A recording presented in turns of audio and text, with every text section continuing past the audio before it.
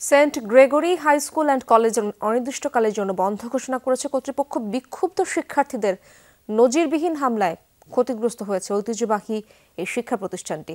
তাই ক্লাস পরীক্ষা সহ সকল প্রকার শিক্ষা কার্যক্রম বন্ধ রাখা হয়েছে। কলেজের অধ্যক্ষ আশপাশে থাকা শিক্ষার্থীদের সাথে আলোচনার মাধ্যমে সমাধান চান। তবে এমন হামলায় উদ্বেগ উৎকণ্ঠার কথা জানিয়েছে শিক্ষার্থী ও অভিভাবকরা।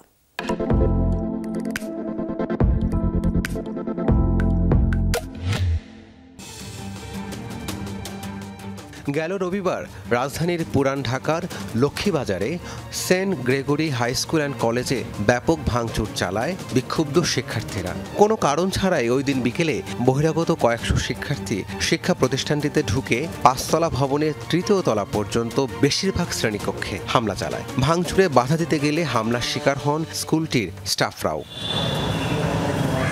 ভাঙচুরের পর মেরামত কাজের জন্য অনির্দিষ্টকালের জন্য শিক্ষা প্রতিষ্ঠানটি বন্ধ ঘোষণা করেছে কর্তৃপক্ষ। উদ্ভূত পরিস্থিতি পর্যালোচনা করে পরবর্তী নির্দেশনা দেওয়ার আগ পর্যন্ত সব ধরনের শিক্ষা কার্যক্রম বন্ধ থাকবে।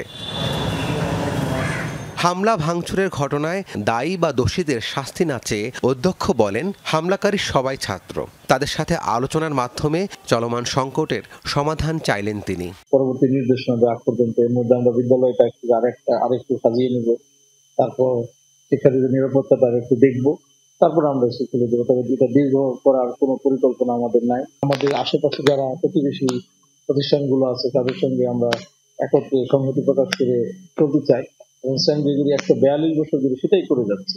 কেউ কোনোদিন বলতে পারবে না সেন্ট গ্রেগরি আমাদের স্কুলে একটা আঘাত করেছে, সেন্ট গ্রেগরি আমাদের স্কুলে এটা করেছে। 142 বছর ইতিহাস আমাদের নেই। পুরান ঢাকার স্বনামধন্য ও ঐতিহ্যবাহী শিক্ষা প্রতিষ্ঠানে এভাবে হামলার ঘটনায় চরম উদ্বেগের কথা জানান অভিভাবকরা। তবে এই ধরনের ঘটনাগুলো আমরা কখনোই আশা করি না, কাম্য নয়। শিক্ষা প্রতিষ্ঠানে হামলা মানে একটা জাতিকে পঙ্গু করে দেওয়ার সমান।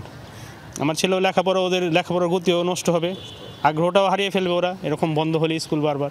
এই স্কুল থেকে আমার ছেলে বের হয়েছে এসএসসি দিয়ে, আবার এই কলেজে দিয়েছি, কিন্তু এই কলেজে তো এরকম সন্ত্রাসজনক কোনো কার্যক্রম হয় না। এই যে এইবার যে ঘটনাটা হলো বা এর আগে যে সবাই বলে দেশ স্বাধীন হয়েছে তখনও এই স্কুলের উপর হামলা করেছে, এটা খুব নিন্দনীয় ঘটনা। আমার সন্তান এখানে পড়ে, আমরা স্কুলের প্রতিষ্ঠানে ভালো আশা করি, আমার সন্তানদের উজ্জ্বল ভবিষ্যৎ কামনা করি, কিন্তু এ ধরনের হামলা অরাজকতা সৃষ্টি করা আমরা আশা করি না।